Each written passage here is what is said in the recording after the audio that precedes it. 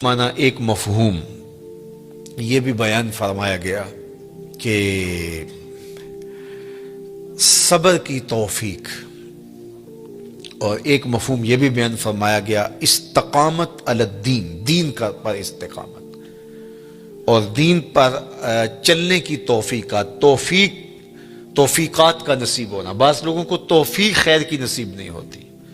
اور وہ نیکی کا کام کرنا چاہیں بھی تو نہیں کر پاتے، اسباب ہی نہیں ان کو اس طرح کے، چونکہ یہ جو ہمیں اچھائی کی نیکی کی توفیق ملتی ہے یہ بھی اس کے کرم سے ملتی ہے۔ میری توفیق بھی تیرے کرم کا صدقہ، یہ قدم اٹھتے نہیں اٹھائے جاتے۔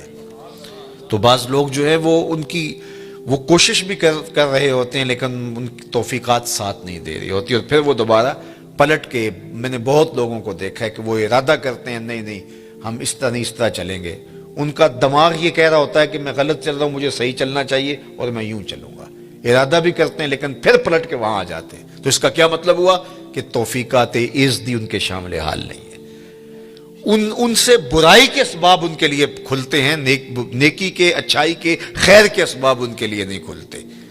لیکن حیات طیبہ کا مفہوم یہ ہے جب کوئی بندہ اچھے اعمال کے ذریعے ایمان کی شرط کے ساتھ رب کو راضی کرنے میں لگ جائے تو اس کا پھر حیات طیبہ کا دنیا کے اوپر مفہوم یہ ہے کہ اللہ اس کے لیے نیکی کو مقسوم کر دیتا ہے، اس کے قدم ہی اچھائی کی طرف اٹھتے ہیں، برائی کی طرف وہ جاتا ہی نہیں ہے، اور یہ اس کے لیے خیر کا راستہ ہوتا ہے۔ میں اور آپ دیکھیں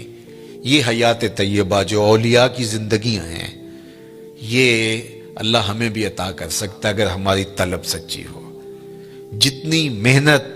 ہم دولت دنیا کے لیے کرتے ہیں اور جتنے گھنٹے اس کے لیے کام کرتے ہیں، جتنی دماغ سوزی ہم اس کے لیے کرتے ہیں،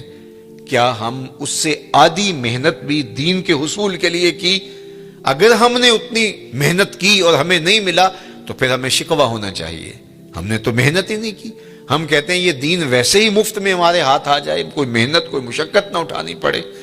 جبکہ حصول زر کے لیے، حصول عزت کے لیے، دنیاوی مناصب کے لیے ہم کتنے پاپڑ بیلتے ہیں اور کیا کچھ نہیں کرتے۔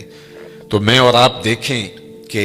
ہم نے اپنے آپ کو اچھائی کی راہوں میں ڈالنے کے لیے کیا عملی جد و جہد اور کوشش کی۔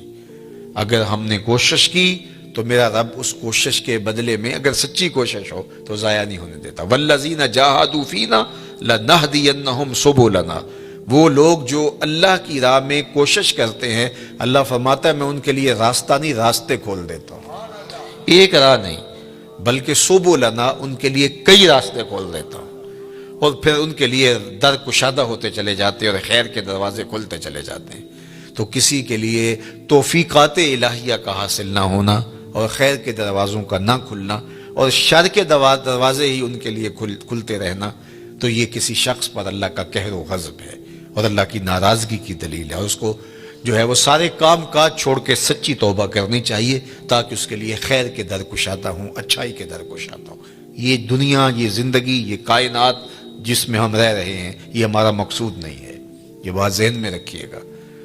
اللہ تعالیٰ جل شانہ نے مقصود اپنی رضا کو ہمارا بنایا ہے، اور ہم یہاں دنیا میں آئے ہی اسی لیے ہیں۔ یہ دنیا بوائی کا موسم ہے، آخرت کٹائی کا موسم ہے۔ بوائی کے موسم میں جو کسان مٹی سے مٹی ہو جاتا ہے، کٹائی کے موسم میں فصل وہی اٹھاتا ہے، اور بوائی کے موسم میں جس نے جو ہے وہ ہل چلایا نہیں اور بیج ڈالا نہیں، سہاگا دیا نہیں، جڑی بوٹیاں تلف نہیں کی اور پانی نہیں ڈالا، تو کٹائی کے موسم میں وہ فصل نہیں اٹھا سکے گا۔ دنیا کو آخرت کی کھیتی کہا گیا ہے۔ خوش نصیب اس دنیا کو آخرت کے لیے گزارتے ہیں۔ دنیا تو